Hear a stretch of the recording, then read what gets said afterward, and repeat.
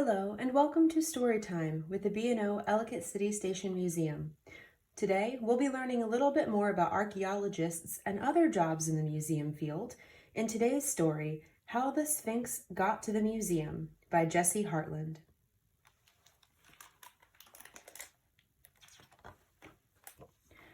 How the Sphinx Got to the Museum. Thousands of years ago, a pharaoh ruled Egypt. That wasn't unusual. What was unusual was that this pharaoh was a woman. Her name was Hatshepsut. Many monuments and pieces of art were created in her honor. There were statues, smooth and massive, obelisks 100 feet tall, vessels and vases made of stone, bead-laden gold jewelry, and an enormous temple built in Thebes. Best of all, carved stone sphinxes, medium, large, and huge, stood guard in front of her temple. Her name is pronounced Hatshepsut. What exactly is a sphinx? A sphinx is a statue of a lion's body, but with a human head. After Hatshepsut died, all of the beautiful artwork, including the sphinxes, was broken into bits and tossed into a pit, left for thousands of years. Amazingly, the museum has one of the sphinxes, and we are about to see it. Wow, a real sphinx! But if everything was destroyed, how did the sphinx get to the museum? In about 1470 BC, Pharaoh Hatshepsut meets with her architect, Senenmut, to plan her temple and orders a collection of statues, including a set of 6 sphinxes.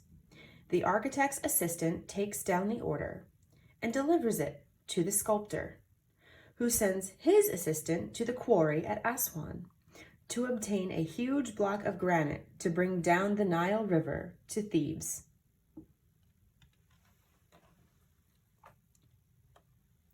Here is the sculptor working with mallets and chisels, carving the granite sphinx that was ordered by the pharaoh Hatshepsut.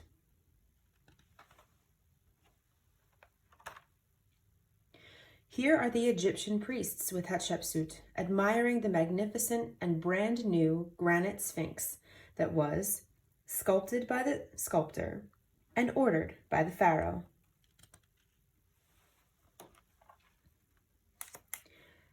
Here is Hatshepsut's stepson, Thutmose III, who becomes sole pharaoh after she dies. Trying to erase all trace of Hatshepsut, he orders his workmen to hack and chop and destroy all the statues of sandstone, limestone, and granite, and even the Sphinx that was admired by Egyptian priests, carved from granite by the sculptor, and ordered by the pharaoh, and left undiscovered for centuries. Here, 3,000 years later in the 1920s, is the archaeologist from New York's Metropolitan Museum. After years of studying books and deciphering hieroglyphics and combing through hot sand in the desert, he uncovers the pit with the broken pieces of dozens of statues, including the Sphinx that was dumped there by the stepson, marveled at by the Egyptian priests, chiseled by the sculptor, and ordered by the pharaoh.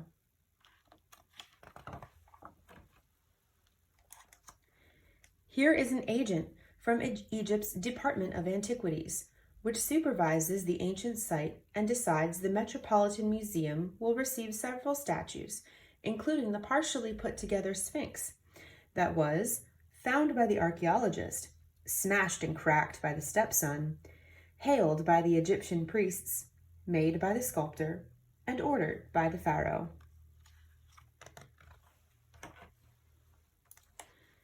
Here are the art movers who meet the Sphinx when she comes to New York City by boat.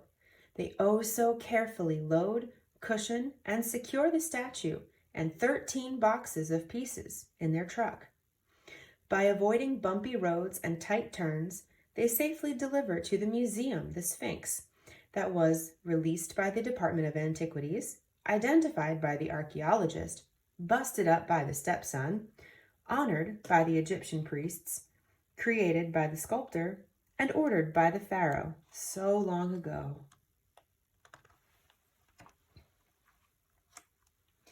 Here's the Metropolitan Museum's curator, who knows a lot about ancient Egypt.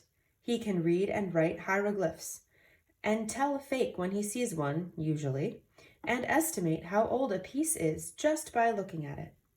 He plans where to place and how to exhibit the Sphinx that was delivered to New York by the art movers, made available by the Department of Antiquities, unearthed by the archaeologist, destroyed by the stepson, celebrated by the Egyptian priests, shaped by the sculptor, and ordered by the pharaoh.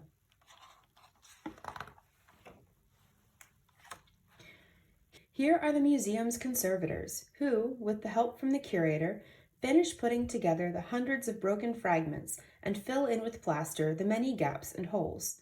Back in one piece after 3,000 years is the Sphinx of Hatshepsut that was eagerly awaited by the curator, greeted by the art movers, cleared by the Department of Antiquities, turned up by the archaeologist, crushed and buried by the stepson, seen by the Egyptian priests, conceived by the sculptor, and ordered by the pharaoh a long, long time ago. Here are the museum's riggers, who operate the heavy equipment needed to haul to the floor the partially restored 7-ton Sphinx that was put back together by the conservators, researched by the curator, secured by the art movers, supervised by the Department of Antiquities, found in a pit by the archaeologist, left to be forgotten by the stepson, observed by the Egyptian priests, produced by the sculptor, and ordered by the pharaoh.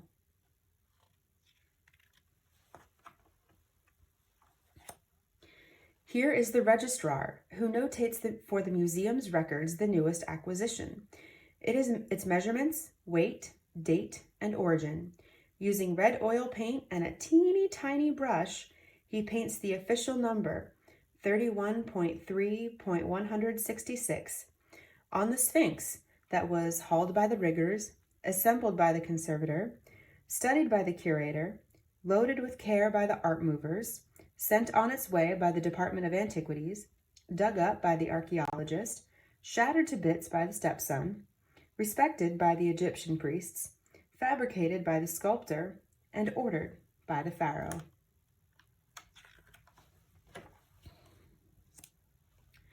Here is the artist who paints the plaster-filled parts to look like granite, but not exactly. It's important to be able to see which parts are real and which have been painted to look real.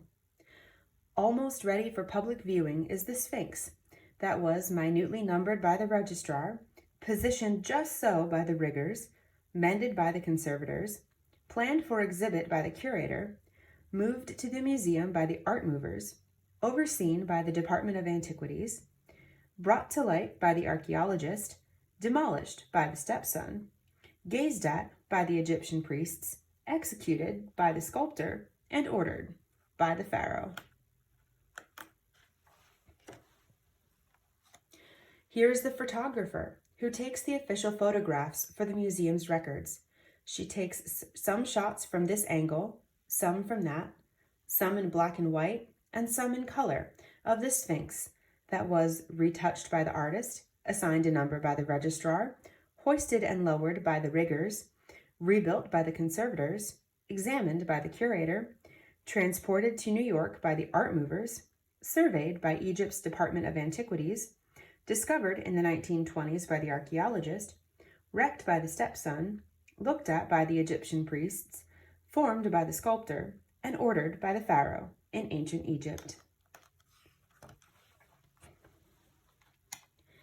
Here is the docent who loves museums, has read all about ancient Egypt, and likes to talk to visitors about the Sphinx that was documented by the photographer, painted and restored by the artist, officially numbered by the registrar, carefully lifted by the riggers, repaired by the conservators, welcomed by the curator, packed and unpacked by the art movers, approved by the Department of Antiquities, uncovered by the archaeologist, broken by the stepson, prized by the Egyptian priests, carved by the sculptor, and ordered by the pharaoh and at last is ready to be visited by you. So that's how the Sphinx got to the museum. The end. We hope you enjoyed our story today and learning a little bit more about all the people involved in museums. Thank you for joining us, and we'll see you next time.